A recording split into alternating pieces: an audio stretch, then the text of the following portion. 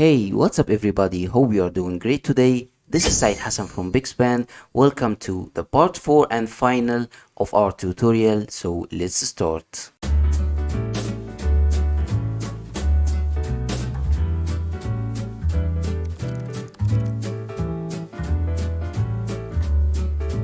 Now let's add some details to the background. Okay, choose the background group, open it, go to file, place embedded, choose the classroom image, scale from the center, move it to the top, hit enter, change the blending mode maybe to soft light. I think soft light is good, or maybe overlay. Let's go with the soft light. Hit enter to confirm. I want to make the bottom area of this image not visible. How we can do this? Let's create a mask. G for the gradient tool. Again, make sure the colors are black and white. Click and drag maybe a little bit more. I think this is good. I think we have to scale it up a bit. Yes, I think this is better. Let's hit enter to confirm. Okay, again, I think this is good. Now, I want to make the image black and white. How I can do this? By hitting Ctrl plus U to open the hue saturation panel. Reduce the saturation to 0. Hit OK. I want to add some Gaussian blur. Ctrl plus Alt plus F. Again, we have used this shortcut more than 6 times to this point. Let's make it 2 will be good. Let's hit enter. I think the opacity of the background is too much. Let's reduce the opacity a bit. Okay, we don't want the background to compete with the attention from the main subject. Okay, so I think 35 will be fine, but I want to increase the contrast to the background image. Let's hit Ctrl plus L to open the levels panel. Let's increase these shadows and increase the highlights and hit OK. Now let's see before and after. Yes, much better. It's blending with the background and not competing that much with the main subject. Now guys, what is the next step? Is to add some texture to the background. What will be the best texture here other than paper texture, because we are back to school, some books, a lot of paperwork to do and homework. So let's add the image. Go to file, place embedded, choose the image, paper texture, hold Alt, click and drag, hit enter to confirm, change the blending mode to multiply. Okay, it's looking good. Let's reduce the opacity a bit. Okay, now let's add some other texture. Go to file, place embedded, choose this one. Let's rotate it maybe the other way around. Yes. Okay, scale it a bit, hit enter to confirm, change the blending mode to multiply. Yes, but we have this edge here at the end of the image. We want it to disappear. Let's create a mask. G for the gradient tool again. Make sure the colors are black and white. Click and drag. Yes, it is blending well now with the background. We want the same texture to be on the other side. How we can duplicate this? First method, choose the layer you want to duplicate. Hit Ctrl plus J, not G, to duplicate the layer. Second method will be choose the layer you want to duplicate, hold Alt, click and drag. Now it is duplicated. Let's hit Ctrl plus T to transform, right click, flip it horizontally, move it to the other side, and we are good to go. I think we are going in the right direction. Okay, now guys, we will add some back to school headline here on the cover of the book. How we can do this? First of all, let's choose the book layer, hold Ctrl and click. It is chosen automatically in the layer panel. Let's hit T for the type tool, click once. Let's write back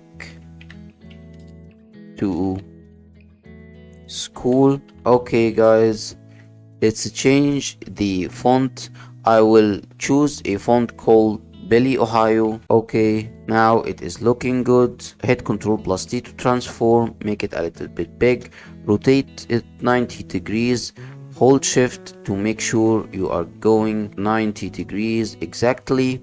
Okay, now let's match the perspective of the text to go with the perspective of the book. First of all, let's change this layer to a smart object. Right click on the empty area next to the layer, click convert to smart object, hit Ctrl plus T for transform. Okay guys, now let's right click, choose perspective, make it a little bit like this, and maybe I think maybe a little bit down. I think this is good and matching the perspective. Make sure to stick to the end guys, because we are using the camera raw filter in Photoshop to increase the contrast and enhance the overall quality of the visual and also color grading. Change the blending mode. Let's try overlay or soft light. I like soft light much better. Hit enter to confirm. Reduce the opacity to blend it a little bit with the background, and I think we are going in the right direction. Okay, let's hit Ctrl plus 0 to view the full visual. Okay, I think we need to scale or reposition all the main subject here a bit. Let's move it up. Okay, I think this is good enough. Now let's add the text at the bottom so you can add all the details you need. Let's hit T for the type tool, click and drag to make this type area. Okay, let's change the font to the standard Helvetica. Okay, let's make it smaller and make it center aligned from here, or you can make it center aligned from the paragraph panel here. If you can't find it, you can find it in the window here up from the top menu, choose paragraph. Okay, now change the color of the text to white. Okay, I think the text need to go a little bit smaller. Yes, this is good. Now let's add the same headline at the top, back to school. Okay, now let's make the headline bold, and the size will be double of the body copy. It is 24. Now what is the multiply of 24? Okay, you don't need to be good at math. Photoshop will help you with this. Just write 24 times 2 and hit enter. Yes, it is doubled in the size. Now let's make the color a little bit lighter and different from the body copy to make it a little bit. Yes, I think this light blue or cyan color is good. Let's hit enter or OK to confirm. Okay, now those two lines are a little bit tight to each other, so choose the first line, choose the paragraph tool. From this, let's make it like 10. Okay, I think 10 is good. Let's maybe a little bit smaller the whole text. Now guys, here we are at the last step. Let's use the camera raw filter to make the visual pop up a little bit and have a little bit more contrast. Now we want to merge all those layers in one layer. How we can do this?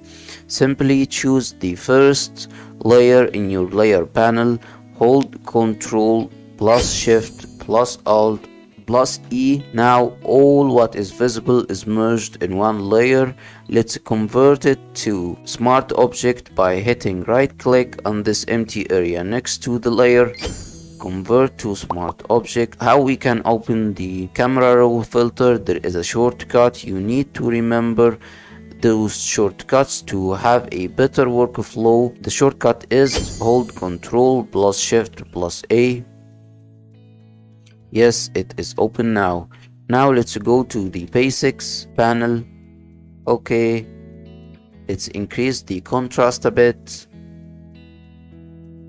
the highlight a bit, the shadows. Let's reduce the shadows, increase the highlights a bit, just a tad. increase the blacks.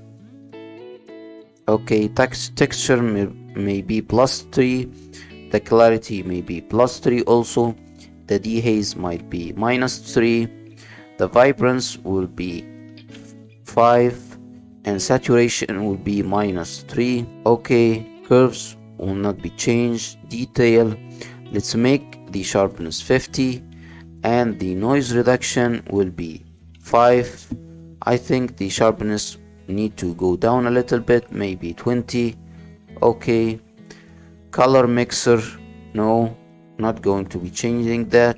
Color grading, yes, what we want to have the color for the highlights, maybe something, choose to the background, maybe let's add some violet or purple to the highlights, and the shadows need to be more into blues. I think this is good. The optics, now go to the effects panel, let's add some grains, maybe 5, and the vignetting maybe -20.